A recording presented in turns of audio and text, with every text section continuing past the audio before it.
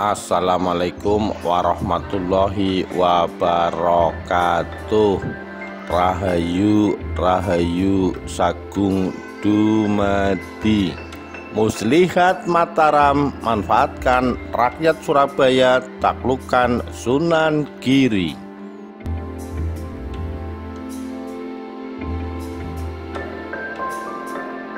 Ditulis oleh Solihan Arif, Kamis 16 Desember 2021.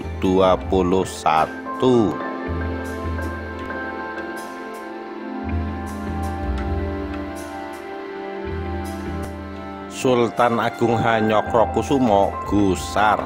Sebagai Raja Mataram, dia merasa kekuasaannya tahun 1613 sampai 1645 belum sempurna sebelum wilayah Giri Kedaton di Bangwetan atau Jawa Timur tunduk. Setelah mangkatnya Pangeran Surabaya, wilayah Surabaya telah berhasil dia taklukkan melalui jalur pernikahan. Sultan Agung menjodohkan Ratu Pandansari, adik kandungnya, dengan Pangeran Pekik, putra Pangeran Surabaya. Sebagai penerus Kerajaan Pajang dan Kerajaan Demak, Mataram telah menjadi kerajaan terbesar di tanah Jawa. Namun Sunan Giri yang menjadi penguasa Giri Kedaton tetap memiliki pengaruh yang besar. Sunan Giri Prapen merupakan cucu Sunan Giri Gajah, sang penghulu para wali yang bergelar Raja Pandita Satmata. Ia seorang wali yang dihormati sekaligus tetap menjadi rujukan penguasa di sekitarnya. Dalam serat Sentini I, kisah pelarian putra-putri Sunan Giri menjelajah Nusa Jawa yang dituturkan ulang Agus Wahyudi, Sultan Agung kurang menyukai hal itu. Dalam percakapannya dengan Ratu Pandansari, adik kandungnya, Sultan Agung mengungkapkan unek-uneknya. Asal kamu tahu, semua penguasa di Jawa telah menyatakan diri tunduk kepada Mataram. Tak ada yang membangkang, hanya satu saja yang belum, yakni Giri, tutur Sultan Agung.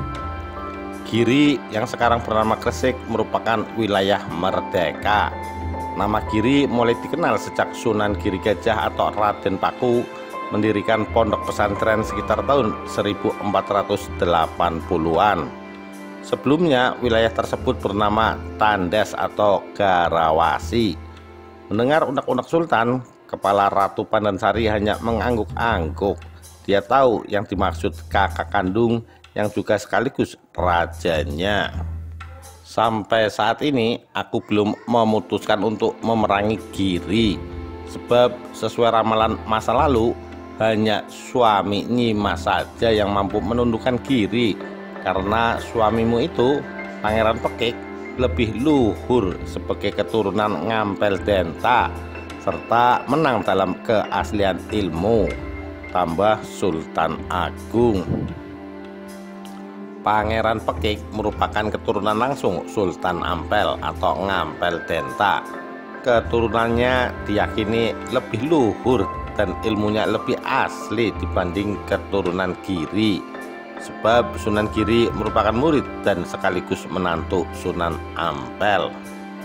Sementara Sultan Agung merupakan keturunan ksatria Trah Majapahit, enggan memerangi keturunan ulama seperti Giri. Kalau kamu memang mau membantu kakakmu ini, ceritakan saja masalah ini kepada suamimu, Pangeran Pekik, lanjut Sultan Agung. Singkat cerita, sesampai di kediamannya, Ratu Pandansari menceritakan kegusaran Sultan Agung kepada Pangeran Pekik, suaminya. Dia sampaikan dengan runut, rinci, serta hati-hati. Pangeran Pekik yang sebelumnya rebahan seketika beranjak dari tidurnya dan duduk bersila. Penguasa Kadipaten Surabaya itu menyatakan kesanggupannya. Kalau aku tahu dari dulu bahwa Kanjeng Sultan menginginkan tunduknya Giri, sudah dari dulu aku bawa dia ke Mataram. Dari dulu hingga sekarang, Giri masih ada di tanganku, di bawah kuasaku, kata Pangeran Pekik kepada Ratu Pandansari, istrinya. Pada hari itu juga Pangeran Pekik meminta istrinya menghadap Sultan Agung. "Ayo Nyimas, kita menghadap Kang Mas Prabu saat ini juga. Aku tahu mau menunggu lama," tambah Pangeran Pekik. Pasangan suami istri kemudian bergegas menghadap Sultan Agung. Di depan Sultan Agung, Pangeran Pekik langsung menyatakan kesanggupannya. "Serahkan saja masalah ini kepada hamba Gusti," pintanya seperti tertulis dalam Serat Centini I, kisah pelarian putra-putri Sunan Giri menjelajah Nusa Jawa. Dengan didahului menyembah, Pangeran Pekik juga menyatakan totalitasnya melaksanakan titah raja. Sekalipun Sunan Giri mendatangkan 1000 raja beserta bala prajuritnya, hamba tak akan gentar. Sejengkal pun hamba tak akan mundur dari medan perang, janji Pangeran Pekik. "Jika hamba gagal menundukkan Giri, lebih baik hamba mati saja, gugur di medan laga," imbuhnya. Sultan Agung tersenyum. Ia tak hanya memberi restu dan sekaligus mengutus Pangeran Pekik sebagai senopati perang. Sultan juga meminta Pekik membawa serta istrinya, Ratu Pandansari, ikut maju ke medan laga. Begitulah titah Sultan diberikan. Operasi penaklukan Giri langsung digelar. Pangeran Pekik dan Ratu Pandansari yang dikawal prajurit pilihan Kerajaan Mataram langsung menuju Bangwetan. Tujuan pertama adalah Kadipaten Surabaya. Kedatangan mereka disambut tumenggung sepanjang. Seluruh petinggi dan abdi langsung berkumpul menyambut sang junjungan yang lama menetap di Mataram. Pangeran Pekik menerangkan maksud kedatangannya. Di hadapan para bawahannya di Surabaya, dia berharap penaklukan berlangsung dengan jalan damai, tanpa adanya perang. Dia akan meminta Sunan Giri menghadap ke Mataram. Tak akan ada korban jiwa. Di depan Sunan Giri dan Endroseno, seorang Cina mu'alaf yang menjadi putra angkat Sunan Giri, dia menawarkan penaklukan jalan damai. Namun Sunan Giri menolak tawaran itu. Perang besar pun pecah. Para prajurit Surabaya menyerbu. Sunan Giri menunjuk Endraseno yang memiliki 200 orang prajurit asal Cina sebagai senopati perang. Semua mengenakan pakaian serba putih dengan bersenjata lengkap. Selembar kain putih yang telah dirajah asma Allah mengikat pinggang mereka. Pada masing-masing pinggang terselip 2 pucuk pistol, sebilah pedang, ditambah tombak pendek di punggung. Dengan teriakan "Sabilullah, Sabilullah" berulang-ulang serta iringan tabuhan bendera perang, pasukan Giri menghadang serbuan pasukan Surabaya. Pada hari pertama peperangan, pasukan Surabaya yang dipimpin Pangeran Pekik dan Tumenggung Sepanjang kalah.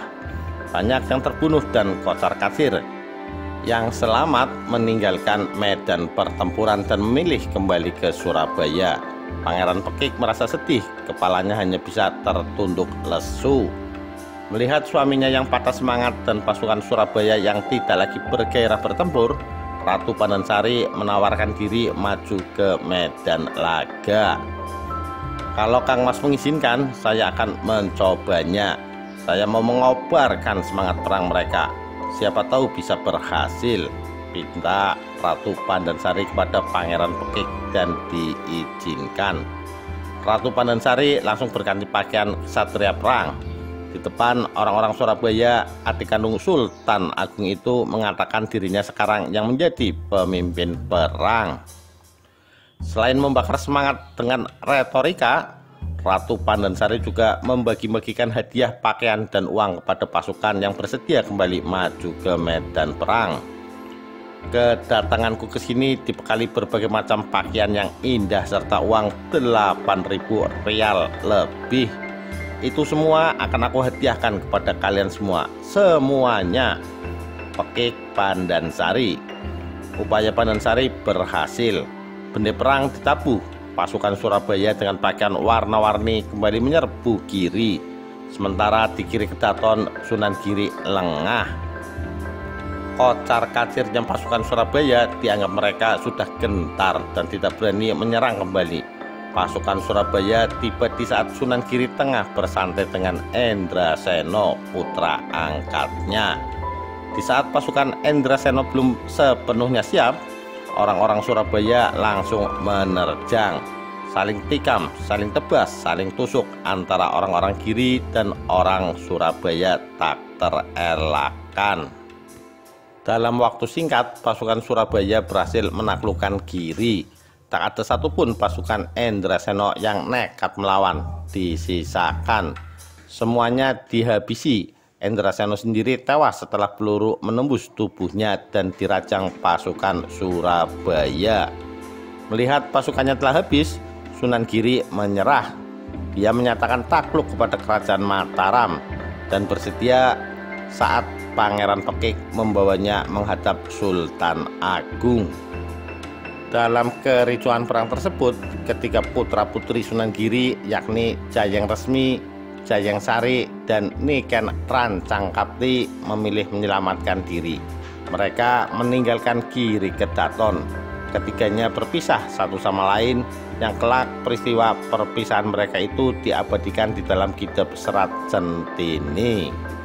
Demikian kisah Muslihat Mataram manfaatkan rakyat Surabaya taklukan Sunan Giri.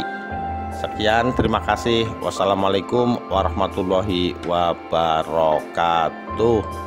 Rahayu, Rahayu Sagung Dumadi.